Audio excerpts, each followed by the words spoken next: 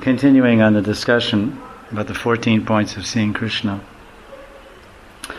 mentioned by Vishnu Chakravartipad in the first canto of Bhagavatam, chapter 2, in his text at 21.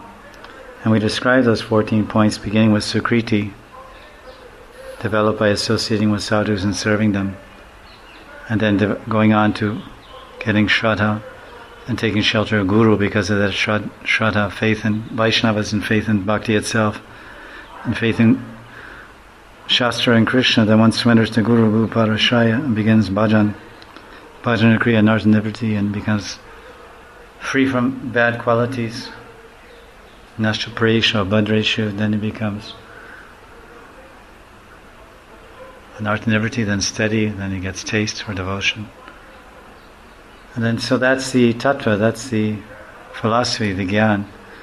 So what's the realization of that gyan? There's a story the story of Narada Muni himself, which he's narrating to Vyasadeva, which is a very interesting story. This is in chapter 6 of the first canto, where he's telling his disciple how he became self-realized.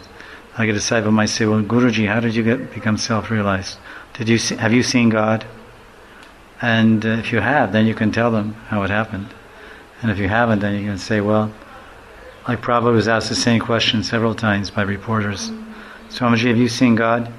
And Prabhupada said, if I say yes, then how will you know? And if I say no, how will you know? Is there any way for you to verify whether what I'm saying is, whether I'm lying or whether it's true or not? So this is so it's really, the question is not so relevant to you as a person.